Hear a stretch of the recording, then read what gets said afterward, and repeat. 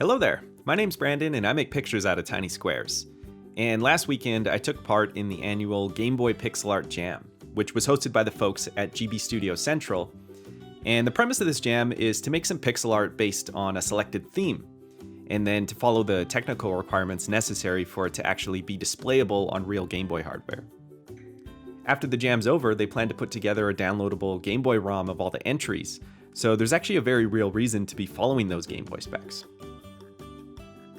Now, the theme for this year's jam was color, and the twist there was that you needed to select one of the 4 color palettes provided to use for your piece. And you can see that these aren't your standard Game Boy green kind of palettes, there's a lot of different sort of themes to choose from. So I think the idea was that you'd select one of these sets of colors and then draw your inspiration from the colors themselves to direct the subject matter of your art. And that's one interpretation of the theme anyway. The other interpretation, perhaps, which is the way I decided to go with this, is to use the idea or the concept of the word color as the theme for the subject matter itself, in addition to selecting one of the palettes. So my idea for incorporating the concept of color into my artwork was a little strange, I guess, but stay with me here. So in digital art, when you're selecting colors, one of the ways you can go about it is by using the HSB sliders. And these denote the hue, saturation, and brightness values of a color. So I had this idea to do sort of a fantasy piece with a Hydra monster that has 3 heads, and each head is going to represent a different component of that HSB triad. So the character in the center here, they're like the hero that's there to slay the Hydra, but I suppose if we think about this in the way of it being like an allegory for making digital art, they could also be seen as an artist who's battling with selecting the right colors for their artwork. And in that way, I've given them a spear that I also sort of tried to disguise as being a bit of a paintbrush as well, just to tie that imagery together. With all this talk about color, you may be wondering why I'm working in grayscale right now and not in one of the colorful pre-made palettes for the jam. And the reason for that is just that I wasn't sure which of the 4 palettes I wanted to commit to. I've actually already tried out the Forgotten Swamp and Homework palettes in previous artworks, so I wasn't sure if I should dip into those again or try something new. And those other 2 look pretty interesting as well, so there's a lot of good options here on the board. What I was thinking though is that because I've got a concept that works just for the generic idea of color regardless of the palette, I figure maybe I'll just make the art first and then we'll actually try coloring it in each of these palettes and just see what looks best. So the 4 grayscale tones that I'm using here are just neutral placeholders for the idea of 4 steps of color, and then we'll take a look at the real options after this is all put together. My approach for the artwork itself is to start this as a bit of a freeform illustration. I took part in this jam last year, and because of the whole premise of it being for the Game Boy, I built that one up as if it was all little bits of sprite work or assets for a game, with like smaller tile work and that sort of thing. And I like assembling things that way, but I also remember seeing a lot of people do these sort of full screen illustrations within this same space. And I was sort of impressed by that, and I thought it'd be a fun approach to try for this year. And after all, these aren't actually being put together the way that a real game would be, where you would have separated sprite layers for characters and that sort of thing all layered together. These are actually going to be submitted as flat pieces of full artwork, what are called background images. And for background images, the only other technical requirement we need to be aware of is that our design can't exceed 192 unique tiles. The way we're going to keep track of the tile count is by using this web tool here, and I'll put a link for this down below. And the way this works is that we can just load in a PNG of our artwork, just the original size, nothing upscaled, nothing fancy. And we'll see it's run a quick analysis on the tile distribution here, breaking things up into those 8x8 tiles, which is how the Game Boy kind of organizes its assets. So it's showing me that I've already got a total of 155 unique tiles in my design. Everything that's showing up in that like brightest red color on the heat map, those are things that are only being used once. And it's important to note that even though 2 of these Hydra heads are mirror images of each other, they actually still count as their own unique sets of tiles. Again, because this is a background image, it's not able to make use of efficiencies like rotating or flipping tiles like you would have for sprites. So that's a bit unfortunate, but even so, I feel pretty good that the design is currently under that 192 limit. And even though a lot of it is just scribbles right now, those tiles are actually accounted for already, so that just means I'm free to detail those areas without much change to the overall tile count. So that got me thinking, I feel like I want to try to get a bit greedy and see if I can finish out the blocking of this piece with that freeform illustration idea still in mind. So I want to see what happens if I drew in a really custom set of clouds to create a border around the whole piece. Granted, all the various shapes near the edges will create new tiles, but there's also a lot of fully white tiles that, would just be that same one repeated a bunch of times too, right? Well, if we load this version back into the tile counter, we'll see that I'm now over that 192 limit at 203 unique tiles. I mean, you can see how much efficiency we're getting out of all that white space, but there's really just too many custom tiles here for this to be displayable on a Game Boy. I do really like this look of the clouds though, so I want to keep the essence of that idea, but this time I'm going to make it as a small tile set that can be repeated out. And it'll have a few different pieces to offer different corner connections, and this way we might be able to get that entire bordering done with only a handful of tiles instead. So it comes out with a much simpler look, but I think the obvious tiling of it is actually something that looks more authentic to what you might expect out of a Game Boy visual. And now if we run the numbers on this version, we're at 188 unique tiles. And you can see, especially by the heat map, how much more efficient this new set of clouds is compared to those freeform ones. So this is now within spec, and that means we're free to add whatever amount of detail is needed in the areas where unique tiles have already been accounted for.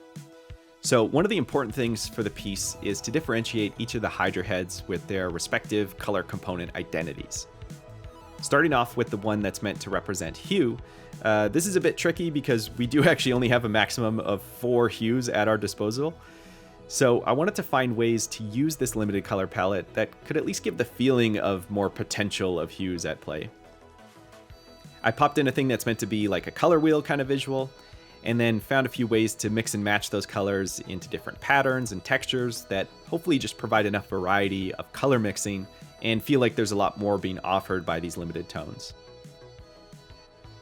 For the saturation one, I was thinking about what saturation really means, and since it's essentially the intensity of a given color, it reminds me of how much ink a printer might use to make a color appear at those different levels of intensity. So the way I've done this, I've just added a bunch of ink drops around the body, and I had it kind of dripping off the tail at certain spots. Tail, body. I think this is the neck. I'm saying tail and body. I don't know. But the whole thing, it's just to be like oversaturated with ink, right? And I feel like this look turned out to be kind of a natural fit for this monster, actually, because it sort of feels like it just popped out of this sea of ink or something. And for the brightness one, I thought it'd be cool to have a bunch of bright spots or bulbs that were placed around its body. And to make it feel like those are glowing, I've used the brightest color at the center and then kind of stepped it down into the darker colors. I think my favorite detail for this one is just having the eyes also glowing like that. I could really imagine this part of the Hydra using some sort of like lightning-based magic for its attacks. In addition to the detailing, I was also looking for ways to improve the tile efficiency along the way. And one of the approaches that I liked for this was just to drop in these checkerboard dithering tiles near the transition zones. It really helps blend things together easily, and it also ends up being a really versatile tile design. A versatile, as it's referred to in the industry. So with all those versatiles in place, our total count is now down to 171 unique tiles. And this is a great place to be this late in the illustration. I think I'm going to use the remaining space here to add in a bunch of other repeatable tiles, like different stars and other textures that can just be popped into the background. And I think we'll go ahead now and just take a look at how this all came together, and then we can decide on that final color palette to use. So here we go.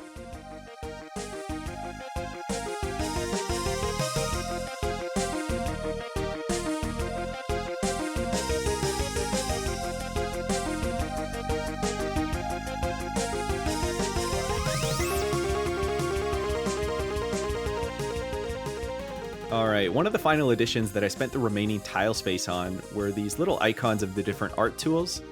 And then there's also the kind of HSB slider sort of health bars for the Hydra itself. I kept adding these sorts of things until reaching the tile limit. And actually, I left it at 191 tiles just to have that one buffer tile in the reserve. You know, just on a rainy day, you never know where you're going to need to drop in one more tile, right? So before this is ready to submit, we just need to select one of the color palettes for the jam. And here's what it looks like in each of those. It's sort of a tough call. I think the purple and the green of Forgotten Swamp has a really neat look, but I also like in the Mangavania palette how the cyan and the pink looks like this sort of crazy mascara highlight on the Hydra heads. Homework is nicely balanced. Bloodtide has a bit of an odd balance on the darker end of it, but you know, maybe that's a neat effect too, who knows? While we consider the options, I just wanted to take a moment to highlight some of the artwork submitted by other Jam participants. And there were almost 400 entries this year, so there's tons to look at, and I'll leave a link to that submissions page down below. But starting off with the Bloodtide palette, I wanted to pull this great example here from an artist called Birds Probably, who used the dark red to give this rusty appearance in this boat scene. I also love being able to see above and below the water like that, and there's even a submariner down there, and what looks to be maybe something sinister down there for them to discover. The Forgotten Swamp palette had a bunch of great entries also, and I pulled this one here from Biff's deck because I thought they did a great job capturing that feel of having a fully illustrated piece of art. And there's a lot of great tile efficiencies going on here to make this possible, like how they've populated the swamp with all the lily pad and the frog tiles and that sort of thing. And I really love the custom font that they made for this dialogue box too, that it just feels so fitting for this to tie it all together. If you saw my previous video where I tried out the Homework palette, then you know I'm a fan, so it was really nice to see so many great entries in these colors also. And one that really stood out for me was this notebook sketch design by Sloopy Goop, where my favorite thing here was how they achieved this texture for the blue pen. There's sort of a few of the grayish pixels that have been scratched and dotted into this, which kind of helps sell this idea of trying to color with a pen, but you know, having the paper create that like scratchy texture to it. And on top of that, I also love that you can see the construction lines in the Sonic portrait too. So this is just such a great textbook use of the Homework palette. And for the crazy colors of the Mangavania palette, it feels like we can actually see how these colors brought a lot of people's inspirations into this crazy or surreal or dreamy sort of imagery. And the sense of scale and the perspective of this Game Boy piece by DeWeed is so fun to look at. And I just love this idea of an almost Iron Giant-like story of this sentient Game Boy. Like there's just a whole movie that's happening in my head just from this art piece. So it's just fantastic work. Now, coming back to my artwork, I ended up submitting this using the Homework palette. I think it felt like the most balanced contrast that really captured what I was used to seeing while making the piece. And I felt like the imagery of the artist battling with their color selection or their artwork had some relation to the idea of homework in there as well. Looking back, I think Forgotten Swamp would have been a really solid choice for this. Or again, I don't know, maybe they all would have been. I think you can tell that my indecision here is pretty much what led to the art that I created. But all this to say, I had a lot of fun with this jam, and what we'll do is we'll actually close out with some CRT time, where we'll take a look at the art in each of the palettes up on the CRT just to celebrate this color theme from this year. So thank you for watching, and take care and keep it square.